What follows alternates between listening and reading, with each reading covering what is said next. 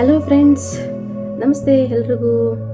ಇದು ನೋಡಿ ನಮ್ಮ ಬಿಲ್ಡಿಂಗು ಫುಲ್ಲು ಪಳಪಳ ಅಂತಿದೆ, ಫುಲ್ಲು ಲೈಟ್ ಅರೇಂಜ್ಮೆಂಟಿಂದ. ಕಾರಣ ನಮ್ಮ ಬಿಲ್ಡಿಂಗಲ್ಲಿ ಒಂದು ಮದುವೆ ಇದು. ಸೊ ಇದು ಮದುವೆನಲ್ಲಿ ಎಲ್ಲರೂ ಅರ್ಶಿನ ಶಾಸ್ತ್ರಕ್ಕೆ ಡ್ಯಾನ್ಸ್ ಮಾಡ್ತಾ ಇದ್ದಾರೆ, ಸಾಂಗ್ ಹಾಕ್ಕೊಂಡು ಫೋಟೋ ಸೆಕ್ಷನ್ ಎಲ್ಲ ಮಾಡಿಸ್ಕೊಳ್ತಾ ಇದ್ರು.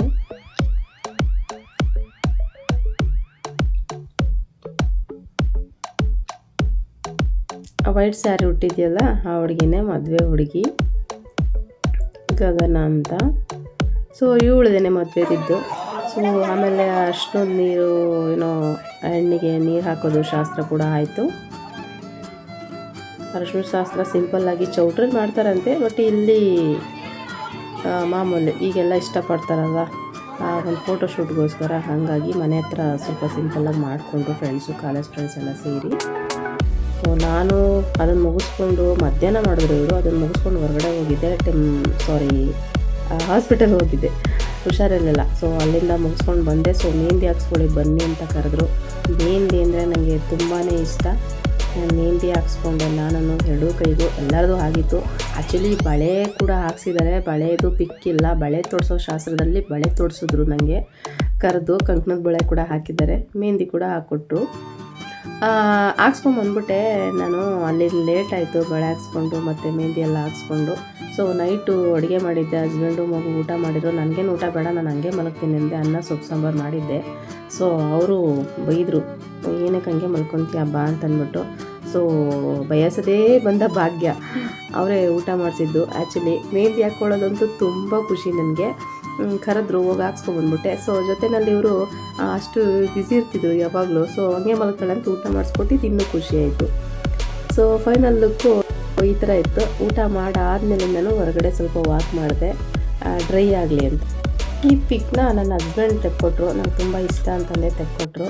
ಸೊ ಮನೆಗೆ ರೆಡಿ ಆದ್ವಿ ನಾವು, ಮದುವೆಗೆ ರಿಸೆಪ್ಷನ್ಗೆ ಹೋಗಬೇಕಾಗಿತ್ತು. ಹಂಗಾಗಿ ಹೊರಟ್ವಿ, ಸಿಂಪಲ್ಲಾಗಿ ರೆಡಿ ಆದ್ವಿ ನಾನು, ಹಸ್ಬೆಂಡು, ಮಗು. ಸೊ ನಾವು ರೆಡಿ ಆದ್ವಿ. ಅಪರೂಪಕ್ಕೆ ಈ ಬೇಸಿಗೆನಲ್ಲಿ ಮಳೆ ಬಂದ್ಬಿಡೋದ. ಸೊ ಹಂಗೆ ವೆಯ್ಟ್ ಮಾಡ್ತಾಯಿದ್ವಿ ಹೊರಗಡೆ. ನಾನು ಸ್ವಲ್ಪ ಹಾಗೆ ವೀಡಿಯೋ ಮಾಡಿಕೊಂಡೆ. ಫುಲ್ ಮಳೆ ಜಾಸ್ತಿ ಆಗಿತ್ತು. ಕ್ಯಾಬ್ ಬುಕ್ ಮಾಡಿದ್ರು, ಗಾಡಿಯಲ್ಲಿ ಹೋಗಿ ಬಂದುಬಿಡೋಣ ಅಂತ. ಸೊ ಹೋಗಿ ಮದುವೆ ಮುಗಿಸ್ಕೊಂಡು ರಿಟರ್ನ್ ಬಂದು ರೆಸ್ಟ್ ಮಾಡಿದ್ವಿ ನಾವು ನೈಟು.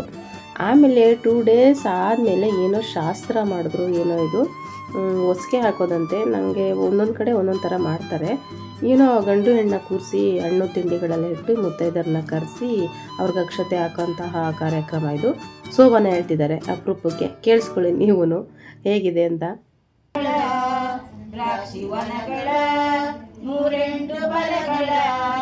ರಾಜರುಮಣಿ ಸೀತಾದೇವಿಗೆ ಮಡಲ ತುಂಬಿರೆ ಕಡಲ ಸೈನಗೆ ಕಡಲ ಕಂಕಣ ಜಡೆಯ ಬಂಗಾರದ ಬಿಲ್ಲೆ ಒಡೆಯುತ್ತ